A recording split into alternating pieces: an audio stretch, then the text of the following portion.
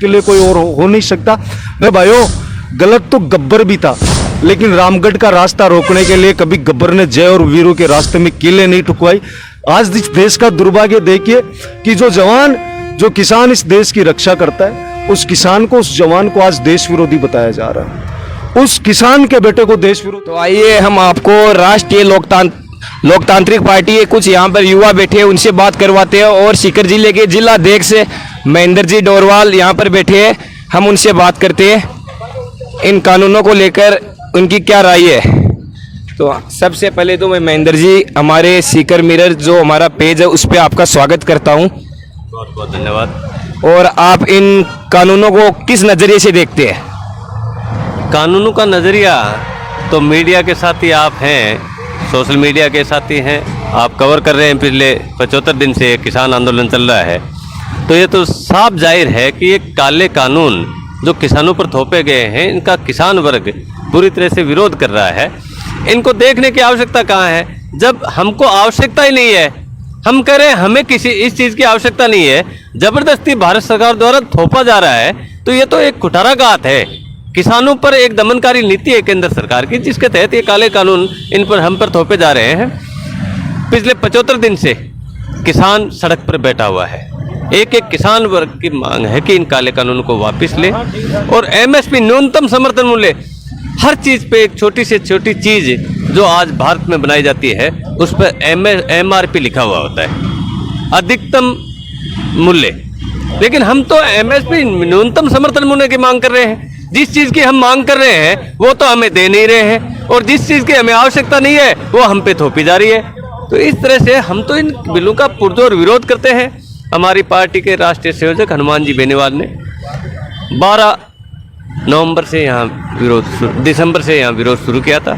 26 दिसंबर से हमारी पार्टी के पदाधिकारी, हमारी पार्टी के कार्यकर्ता यहाँ किसानों के मान और सम्मान के लिए किसान संगठनों की अगुवाई में किए जा रहे इस आंदोलन के समर्थन में यहाँ शाहजहाँपुर बॉर्डर पर बैठे हुए हैं। लोकसभा की तीनों कमेटियों से इस्तीफा दिया। लोकसभा में एनडीए के हम घटक दल के रूप में थे, घटक दल से का साथ हमने छोड़ा। कल राष्ट्रपति के अभिभाषण के दौरान हमारे नेता ने तो स्पष्ट कह दिया, केंद्र सरकार को चेतावनी दे दी, समय रहते केंद्र सरकार इन काले कानून को वापस ले, वरना 2024 में विपक्ष में आकर बैठने की तैयारी शुरू कर दे। इससे ज़्यादा कठोरता हम नहीं कर सकते। शांतिपूर्ण चल रहे इस आंदोलन में 200 के लगभग हमारे किसान साथी शहीद हो गए। प्रधानमंत्री, राष्ट्रपति के अभिभाषण में एक शब्द नहीं उनके लिए, प्रधानमंत्री के मुंह से एक शब्द नहीं उन शहीद किसानों के लिए, गृह मंत्री के मुंह से एक शब्द नहीं किसानों के लिए। इससे ज़्यादा निर्दयता कभी भी किसानों के साथ नहीं हो सकती। ये आज़ाद भारत का सबसे शांतिपूर्ण, सबसे बड़ा किसान आंदोलन है। इतिहास लिखा जाएगा। आज जो लोग यहाँ देख रहे हैं ना, कुछ लोग बैठे हैं, लेकिन ये इतिहास लिखा जाएगा इस किसान आंदोलन का तो। और जब किसान आंदोलन का इतिहास लिखा जाएगा, किसानों का विरोधी कौन है, किसानों का पक्षधर कौन है, इसका आकलन जनता स्वयं करेगी।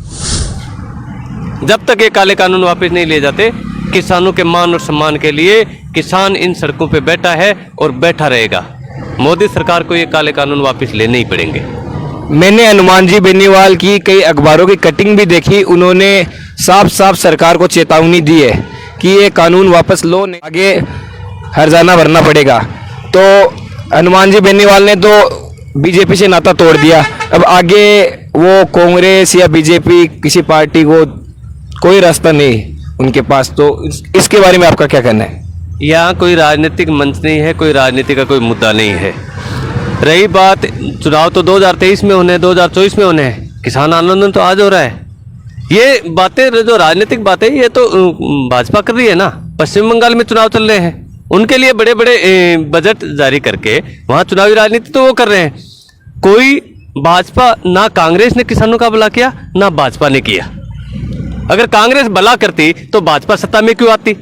सत्ता में तो किसान के बगैर कोई भी आ नहीं सकता। किसान कौम के मतों की वजह से ही कोई ना कोई जो सत्ता में है वो सत्ता में आएगा। कांग्रेस गई सत्ता से, इसका मतलब किसानों का अहित किया। भाजपा आई, इससे उम्मीदें थी कि चांद तारे तोड़ के ले आएंगे, हम ये कर देंगे, किसानों की आय दुगुनी कर देंगे, MSP हम लागू कर देंगे। ये प्रधानमंत्री नरेंद्र मोदी 2011 में मनमोहन सिंह के सामने जाके परिपत्र देते हैं कि एमएसपी लागू की जाए, किसी भी सूरत में लागू की जाए। जो मुख्यमंत्री रहते हैं एमएसपी की मांग करते हैं, प्रधानमंत्री बन गए, प्रधान सेवक बन गए, वो तो आज जारी कर सकते हैं ना। इनको कोई लोकसभा में अध्यादेश लाने की जरूरत नहीं है, इनको कुछ भी करने की आवश्यकता नहीं है, कोई बिल पारित करने की आवश्यकता नहीं है। इनको तो एक अध्यादेश जारी करना है जो आज रात को ही कर सकते हैं। एमएसपी का एक्ट बना दे जिससे किसानों का भला हो सके। हमें कोई राजनीति नहीं करनी है, हम किसानों के साथ थे, किसानों के साथ है, किसानों के साथ रहेंगे। हमारी पार्टी का उदय ही किसान गरीब मजदूर के लिए हुआ है। तीसरे विकल्प हम राजस्थान में उपलब्ध करवाएंगे, ना कांग्रेस के साथ जाएंगे ना भाजपा के साथ रहेंगे। कुछ लोगों का कहना है कि कुछ राजनीतिक लोग यहाँ पर अपनी राजनीतिक रोटियां सेकने के लिए आए हैं, उनके बारे में आपका क्या कहना है? नहीं, हर आदमी का अलग आकलन है। हम हमारी पार्टी की ओर से कह सकते हैं, आज हमारा उद्देश्य किसी भी सूरत में राजनीति करना नहीं है। हाँ, हम राजनीतिक पार्टी के सदस्य हैं, राजनीतिक पार्टी है हमारी, इसलिए हम हमारी पार्टी के झंडे को बुलंद करने के लिए, बुलंद झंडे के नीचे हम किसानों के समर्थन में बैठे हैं। ये आंदोलन किसान संगठनों ने शुरू किया था, किसी राजनीतिक पार्टी ने शुरू नहीं किया था। इस देश में 543 एमपी हैं लोकसभा के, उनमें से एकमात्र हमारे सांसद हैं जो पिछले 47 दिन से रोड पे बैठे हुए हैं। अभी तो लोकसभा चल रही है, वरना आपको आज भी यहीं बैठे हुए मिलते हो। तो लोकसभा में जाकर किसानों के मुद्दों को उठाने के लिए गए हैं। और कल उन्होंने तो ये भी घोषणा कर दी, अगर किसान संगठनों को, किसान बिलों को सरकार वापस लेती है, इसके लिए अगर हनुमान बेनीवाल के इस्तीफे की आवश्यकता है तो लोकसभा से पहला इस्तीफा देने वाला हनुमान बेनीवाल होगा। इसलिए हम यहाँ कोई राजनीति नहीं कर रहे। दूसरे से राजनीतिक पार्टियां हैं, उनकी क्या सोच है क्या नहीं है, इसका आकलन तो आने वाले चुनाव में, जब 2023 में 2024 में होगा तो जनता तय करेगी। हम किसी पे आरोप प्रत्यारोप क्यों करें? हमारा उद्देश्य शुद्ध रूप से किसान आंदोलन को समर्थन करना है और किसान आंदोलन के हम पीछे, हम मजबूती के साथ खड़े हैं। जब तक किसान बिल वापस नहीं लिए जाते, तीनों काले कानून वापस नहीं लिए जाते, तब तक हम किसानों के साथ हैं। एमएसपी का एक ये कानून बना देना सरकार। जब ये नरेंद्र मोदी की सरकार आने से पहले पूरा विपक्ष भाजपा का, सारे नेता एक ही मांग करते थे, इस देश में किसानों की दुर्दशा के लिए कांग्रेस जिम्मेदार है। आज इस देश में इस आंदोलन के तहत 200 से ज़्यादा किसान शहीद हो गए, उनके लिए जिम्मेदार कौन है? केंद्र सरकार जिम्मेदार नहीं है क्या? तो ये भाजपा सरकार, कांग्रेस सरकार, मैं एक चीज़ और कहना चाहता हूँ, कांग्रेस डरती थी आंदोलनों से, कांग्रेस डरती थी हमेशा और बैकफुट पे आ जाती थी तुरंत, क्योंकि कांग्रेस ने कभी आंदोलन किया ही नहीं, कभी विपक्ष में रही नहीं, तो वो आंदोलन से डर के वापिस बैक आ जाती थी। भाजपा आंदोलन करते करते आई थी, 2 सीटों से 303 पे आ गई, तो अहंकार बढ़ गया। इस अहंकार को तोड़ने के लिए किसान रोड पे बैठे हैं और केंद्र सरकार को अपना अहंकार तोड़ना ही पड़ेगा, किसानों के मान और सम्मान को रखना ही पड़ेगा, तीनों काले कानून वापस लेने ही पड़ेंगे, एमएसपी का एक्ट इनको बनाना ही पड़ेगा। हमें कोई जल्दी नहीं है, कोई ये सोचे इनको थका दे, किसानों को थका दे, झुका दे, ना थकने वाले हैं किसान, ना झुकने वाले हैं। आज नहीं, 2 महीने, 4 महीने, 6 महीने, 8 महीने, जब तक केंद्र सरकार परीक्षा लेना चाहती है ले, किसान इसी तरह से सड़कों पे बैठा रहेगा और अपनी मांग, जायज मांगों को मनवा कर नहीं उठेगा। अब आपका कहने का मतलब है कि आगे आपकी पार्टी बीजेपी से कभी भी गठबंधन नहीं करेगी, इसके बारे में आपका क्या कहना है? ये गठबंधन राजनीतिक परिप्रेक्ष्य में, आप यहाँ किसानों के आंदोलन को कवर करने आए हैं और आप सोशल मीडिया के साथ ही, मैं जवाब देता हूँ आपको। हाँ। गठबंधन होता है 2 व्यक्तियों की आवश्यकताओं के अनुसार, 2 पार्टियों की आवश्यकताओं के अनुसार गठबंधन होता है। हमने किसान हितों के लिए इस पार्टी का गठन किया था। किसान, नौजवान, गरीब, मजदूर, शिक्षित, अंतिम छोर पर बैठे हुए व्यक्ति की उन्नति के लिए आंदोलन, पार्टी का गठन किया था। जहाँ जहाँ हमें लगता है कि हमने जिस उद्देश्य से इस पार्टी का गठन किया है, उस उद्देश्य के बीच में कोई बाधा आ रही है, उसके लिए हमें कितना ही कठोर कदम क्यों नहीं उठाना पड़े। लोग तो केंद्रीय कमेटियों में आने के लिए दिन रात खड़े रहते हैं लाइन में, लोग तो मंत्री बनने के लिए हमेशा लाइन में खड़े रहते हैं। यहाँ राजस्थान में 3-3 बार मुख्यमंत्रियों ने हमेशा हनुमान जी को कहा आपको मंत्री बना देते, ठोकर मारते चले गए। आज केंद्र में कहा था जाते ही कि आप विलय कर लो पार्टी का, कैबिनेट मंत्री बन जाओ, इन्होंने ठोकर मार दी। नहीं, मैं यहाँ मंत्री बनने नहीं आया हूँ, जिस उद्देश्य के लिए लोगों ने मुझे चुना है उसके लिए मैं उनकी आवाज़ को बुलंद करने के लिए आया हूँ। तो हनुमान जी का एक सीधा सा मामला रहता है, वन वे। ये नहीं है कि वो जयपुर की तरफ जाते हुए कहीं घूम जाए। उनको स्टेट हाईवे का मतलब स्टेट हाईवे है, वन वे का मतलब वन वे है। वो अपनी जो विचारधारा है उसको स्ट्रिक्टली ये कह दिया, ये हमारी पार्टी की विचारधारा किसान, मजदूर, गरीब किसान, अंतिम छोर पे बैठे हुए व्यक्ति के लिए है ये पार्टी। और उनके जो भी मुद्दे हैं, ज्वलंत मुद्दे हैं, उनको सड़क से लेकर संसद तक उठाते आए हैं, उठाते रहेंगे। रही बात भाजपा कांग्रेस से गठबंधन की, दोनों पार्टियों से हमारा कोई लेना देना नहीं है। 2023 में हम राजस्थान में तीसरा विकल्प बन कर आएंगे। और मैं आपको इस आपके सोशल मीडिया के माध्यम से आश्वस्त करता हूं कि राजस्थान में हम प्रथम, फर्स्ट और सेकंड नंबर की पार्टियों में से हम रहेंगे। भाजपा और कांग्रेस में से एक पार्टी तीसरे नंबर पे जाएगी। मैंने गठबंधन की बात इसलिए कही क्योंकि किसानों को जो मोदी सरकार के नेता है और भी जो कार्यकर्ता है, किसानों को गद्दार, पाकिस्तानी, खालिस्तानी कहा जाता है। तो आप ऐसी पार्टी के साथ गठबंधन करना क्या सही रहेगा आगे जाकर भविष्य में?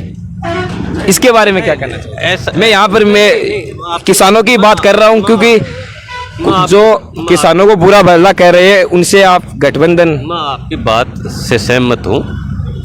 ये जो आज किसानों को, अन्नदाताओं को खालिस्तानी, पाकिस्तानी, माओवादी किस किन नामों से पुकार रहे हैं, यही कल किसानों के पाँव में पड़े दिखेंगे आपको। जो आज सत्ता के नशे में चूर हैं वो कल आपको धरातल पे नाक रगड़ते हुए मिलेंगे। ये कौन है? ये भाजपा के एमपी। मैं जानता हूं व्यक्तिगत कई एमपीओं को, राजस्थान में 24 एमपी हैं, उनमें से ये बंद कमरे में कहते हैं कि ये किसान बिल वापिस ले ले तो हमारा पैसा छूट जाए, किस मुंह से हम वोट मांगने जाएंगे। तो जिस एमपी की जिस पार्टी में ये दशा है उस पार्टी का भविष्य अच्छा हो सकता है क्या? एक 20 लाख लोगों का प्रतिनिधित्व करने वाला व्यक्ति इतना कमजोर कि वो अपने किसान भाइयों की वजह से, जिनकी वजह से वो सत्ता में आए हैं, जिनकी वजह से वो चुनाव जीत के गए हैं, उनके हक और हुकूक की बात नहीं कर सकते। ऐसी पार्टी में रह के वो क्या किसानों का भला करेंगे? इसलिए ये इनसे कोई गठबंधन नहीं है। हमारा तो जो मुद्दा था वो एक ही है, तीनों काले कानून वापस ले, एमएसपी का एक्ट लाएं जिससे किसानों का भला हो। इसके अलावा कुछ नहीं हो सकता। हम इसके लिए पूर्णतः संघर्ष जारी रखेंगे। आप कुछ कहना चाहोगे? मैं तो ये कहूँगा कि जिस प्रकार नरेंद्र मोदी ने सरकार में आने से पहले किसानों से ये कहा था कि मैं 2021 तक किसानों की आय 2 गुनी कर दूंगा, हम ये कह ही नहीं रहे कि हमारी आय 2 गुनी करो। और ये आप चीज देख रहे हो कि आजादी के 70 साल बाद कोई ऐसी सरकार आई है जो जबरदस्ती किसानों के ऊपर कानून थोपना चाहती है।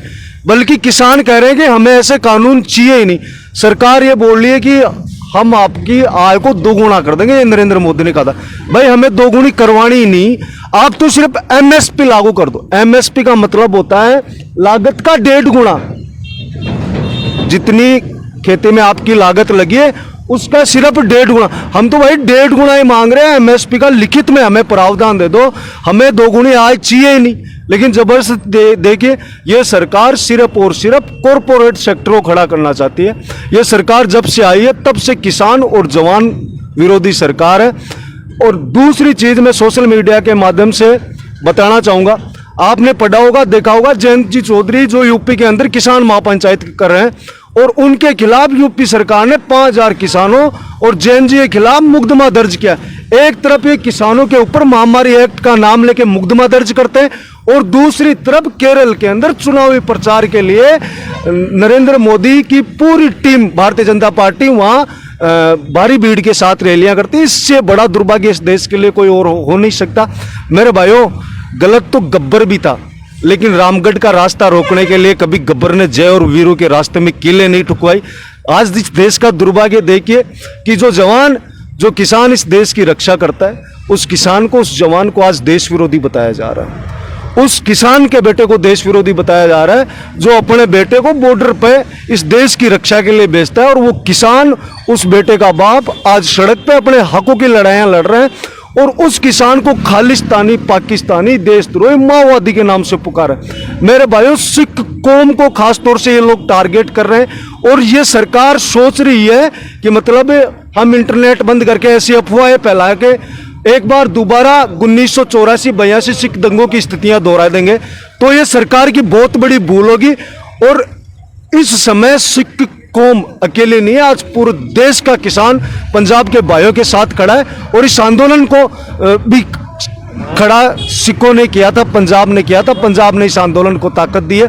और सिखों की मैं बात करूं, सिखों को ये लोग खालिस्तानी बताते हैं, तो मेरे भाइयों सिख सिर्फ धर्म तक सीमित नहीं रहे। सिखों ने इस देश की बहन बेटियों की आबरू की रक्षा के लिए हजारों कुर्बानियां दी हैं। सिख कौम गरीब लोगों के लिए लंगर चलाती है। सिख कौम जब देश के अंदर कोई बड़ी आपदा महामारी आ जाती है तो सेवा करने के लिए सबसे पहले पहुंच जाती है। और आज उस कौम के खिलाफ ऐसी टिप्पणियां बिल्कुल इस देश के लिए दुर्भाग्यपूर्ण है।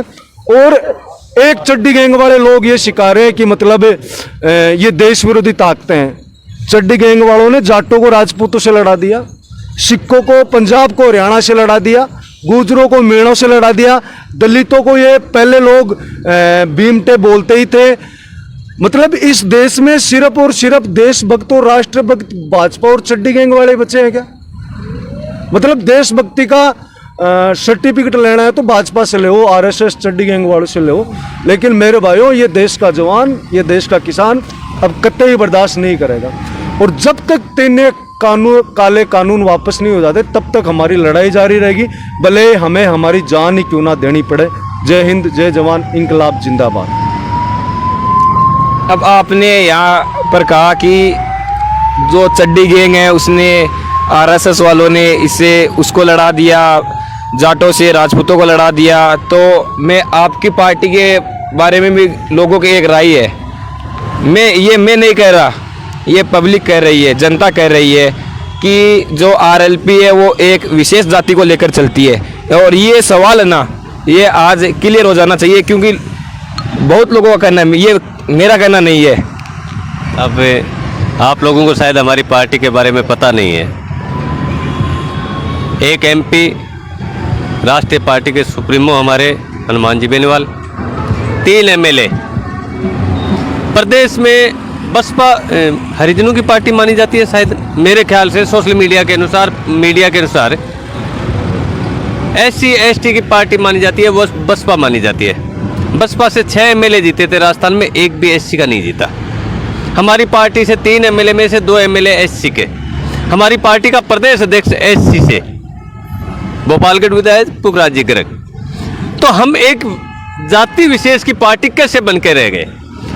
SC को अगर राजस्थान में किसी पार्टी ने अंतिम छोर पर बैठे हुए गरीब तबके को अगर किसी पार्टी ने मान सम्मान दिया तो वो राष्ट्रीय लोकतांत्रिक पार्टी है।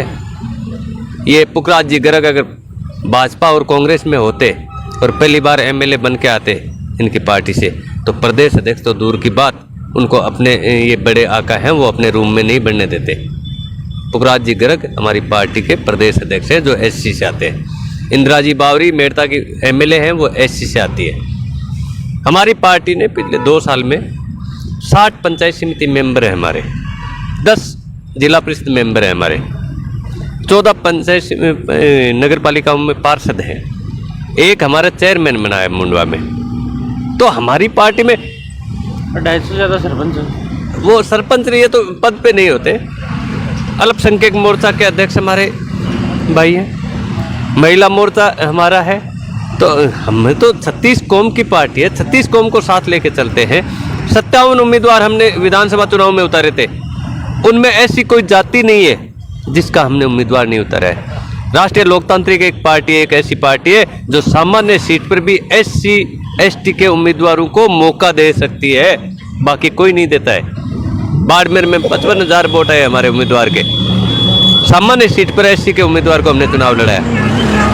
तो ऐसा नहीं है, ये आरोप मिथ्यात्मक है। ऐसा कोई ये तो जिनको हमारे खिलाफत करनी है उसको तो कुछ ना कुछ बोलना ही है। जाति विशेष, हाँ, जाट जाति से हमारे सुप्रीमो जी आते हैं, जाट जाति की वो बात हमेशा करते हैं, अपने समाज की बात। अपने आप बताइए, कौन नहीं करता अपने समाज की बात? अपने घर को मजबूत नहीं करेगा तो पड़ोसी साथ नहीं देंगे। राजस्थान में हम 16 से 18% हैं। बड़े भाई की भूमिका हम कहते हैं कि हमारा समाज निभाए। फिर सभी भाइयों को साथ लेके इस राजस्थान के उज्जवल भविष्य की ओर ले जाए। किसान का बेटा मुख्यमंत्री बने, इसमें नाजायज क्या बात मांग है जी? ये जायज मांग है राजस्थान की। आज तक किसान के बेटे मुख्यमंत्री नहीं बन पाया, इसकी मांग करना नाजायज कहाँ है? जायज मांग है, किसान का बेटा मुख्यमंत्री बने। हनुमान जी ने तो कभी नहीं ये नहीं कहा कि मैं मुख्यमंत्री बनूं। वो तो कहते हैं मुझे तो किसान का बेटे को राजस्थान के शिखर पर पहुंचाना है। इसमें किसान के बेटे गुजर भी हो सकता है, यादव भी हो सकता है, जाट भी हो सकता है, कोई भी हो सकता है, लेकिन किसान का बेटा जो खेती से जुड़ा हो, किसान के बेटे को मुख्यमंत्री बनाना है। मेरी राय यही है, राष्ट्रीय लोकतांत्रिक पार्टी ये 36 कौम की पार्टी है। मेरा नाम निजामुद्दीन बेग है, मैं सीकर के कटनाचल का रहने वाला हूँ और मेरे साथ मेरे अल्पसंख्यक और भी बहुत है राष्ट्रीय लोकतांत्रिक पार्टी में। और हम लोग को पता है हनुमान बेनीवाल जी जो काम कर रहे हैं जनता के लिए वो दूसरा कोई भी नहीं कर सकता। 36 कौम के जो भी दुख तकलीफ है वही काम में आएंगे, कांग्रेस और बीजेपी कभी भी काम में नहीं आएंगी। और उन पर ये आरोप लगाया जा रहा है कि वो जाटों की पार्टी है, बिल्कुल गलत आरोप है। राष्ट्रीय लोकतांत्रिक पार्टी 36 कौम की पार्टी, जिसमें मैं मिसाल के तौर पर मैं खुद आपके सामने हूँ।